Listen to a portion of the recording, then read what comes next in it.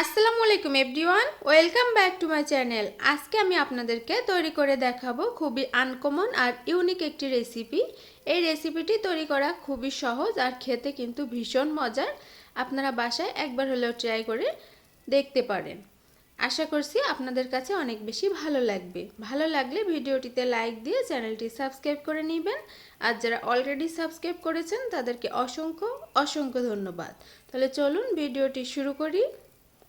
এর জন্য প্রথমে যেটা লাগবে সেটা হলো মসুরের ডাল। আমি এখানে হাফ কাপ পরিমাণ মসুরের ডাল আধা ঘন্টা আগে ভিজিয়ে রেখেছিলাম। এখন এটা ভালোভাবে ধুয়ে পানি ঝরিয়ে নিয়েছি। এটা এখন ব্লেন্ডারে আমি পেস্ট করে নিব। আপনারা শিলপাটায় করে নিতে পারবেন। দিয়ে দিচ্ছি স্বাদ মতো লবণ আর হলুদের গুঁড়া দিয়ে দিচ্ছি 1 চা চামচ। দিয়ে দিচ্ছি 1 চা চামচ জিরার গুঁড়া আর 1 চা চামচ ধনিয়ার গুঁড়া। সাথে দিয়ে দিচ্ছি 1 চা চামচ রসুন বাটা আর 1 চা চামচ আদা বাটা। আর দিয়ে দিচ্ছি ঝালের জন্য কাঁচামরিচ। এখানে আপনারা শুকনো মরিচের গুঁড়াটা ব্যবহার করতে পারবেন। আমি এখানে কাঁচামরিচটা কুচি করে কেটে নিয়েছি। আরও একটু ঝাল বাড়ানোর জন্য দিয়ে দিচ্ছি হাফ চা চামচ কালো গোলমরিচের গুঁড়া দিয়ে এখন এটি আমি খুব ভালোভাবে মাখিয়ে নিচ্ছি। এটা আমি ভেজে নিব বড়ার মতো করে। এজন্য চুলায় প্যানে পর্যাপ্ত পরিমাণে তেল দিয়েছি। এটি ডুবোর তেলে ভাজার চেষ্টা করবেন। আর এভাবে করে বড়া করে ভেজে নিচ্ছি। আমি বড়া খুব ভালোভাবে তৈরি করতে পারি না, যেমনটা পেরেছি তেমনটাই করে নিচ্ছি। এখানে আপনারা আমার থেকে ভালো তৈরি করতে পারবেন, এটা আমি আশা করি। এখন এক সাইড উল্টিয়ে দিয়ে এটি ভালোভাবে ভেজে নিব। এটি ভাজতে কিন্তু খুব বেশি সময়ের প্রয়োজন হবে না। আর চুলার আঁচটি এই পর্যায়ে আমার হাই হিটে আছে। এখন এটি উঠিয়ে নিচ্ছি। আর পরের ব্যাচটিও আমি একইভাবে ভেজে নিচ্ছি। উল্টিয়ে পাল্টিয়ে সবগুলো আমি ভেজে উঠিয়ে নিচ্ছি। আর তেলের পরিমাণটা একটু বেশি আছে, এজন্য এখান থেকে আমি তেল উঠিয়ে নিচ্ছি কিছুটা। আর পরিমাণ মতো তেল রেখে এখানে আমি দিয়ে দিচ্ছি পেঁয়াজ কুচি। পেঁয়াজের পরিমাণটা একটু বেশি দেওয়ার চেষ্টা করবেন, তাহলে খেতে একটু মিষ্টি মিষ্টি লাগবে। দিয়ে দিচ্ছি 1 চা চামচ রসুন বাটা আর 1 চা চামচ আদা বাটা দিয়ে ভালোভাবে কষিয়ে নিচ্ছি এর কাঁচা গন্ধটা চলে যাওয়া পর্যন্ত। এখন দিয়ে দিচ্ছি চিংড়ি মাছ। এখানে চিংড়ি মাছটাই কিন্তু মূল বিশেষত্ব। এখানে চিংড়ি মাছটা দেওয়ার ফলে কিন্তু এটি খেতে বেশি ভালো লাগবে। চেষ্টা করবেন চিংড়ি মাছটা দেওয়ার।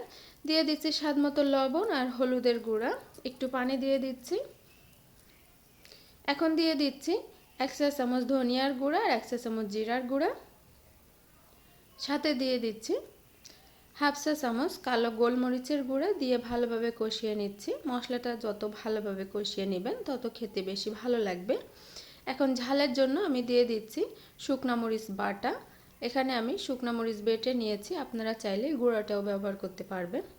বাটিটা একটু ধুয়ে পানি দিয়ে দিচ্ছি। আর এতে করে মশলাটা খুব ভালোভাবে কষানো হবে আর নিচে পুড়ে যাবে না।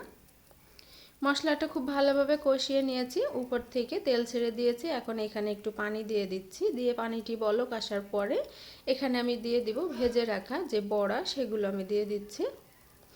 দিয়ে মশলার সাথে খুব ভালোভাবে কষিয়ে নিচ্ছি। দেখতে পাচ্ছেন দেখতে কত সুন্দর হয়েছে। এখন এখানে আমি ঝোলের পানি দিয়ে দিচ্ছি। এটিতে কিন্তু অনেক পানি শুষে নিবে, যেহেতু ডাল সেহেতু অনেক পানি শুষে নিবে, এজন্য পানির পরিমাণটা একটু বুঝে দিবেন। ঢাকনা দিয়ে ঢেকে কিছুক্ষণ রান্না করে নিয়েছি। এই পর্যায়ে কিন্তু আমি এটি নামিয়ে নেব। তার আগে আমি দিয়ে দিচ্ছি কিছু কাঁচামরিচ কুচি আর দিয়ে দিচ্ছি ধনিয়া পাতা কুচি। এখানে ধনিয়া পাতাটা আপনারা চাইলে স্কিপ করতে পারবেন যারা পছন্দ না করেন। এখন ঢাকনা দিয়ে ঢেকে দমে রেখে দিব 5 মিনিট। আর ফিরে এসেছি 5 মিনিট পরে। এটা আমি পরিবেশন করে নিয়েছি। ভিউয়ার্স দেখতে পারছেন এটি দেখতে কত সুন্দর হয়েছে আর খেতে কিন্তু অনেক মজা হয়েছে। আপনারা বাসায় একবার হলেও ট্রাই করে দেখবেন আর কমেন্ট করে জানাবেন আপনাদেরটা কেমন হয়েছে। আশা করি সবাই ভালো থাকবেন, সুস্থ থাকবেন। আল্লাহ হাফেজ।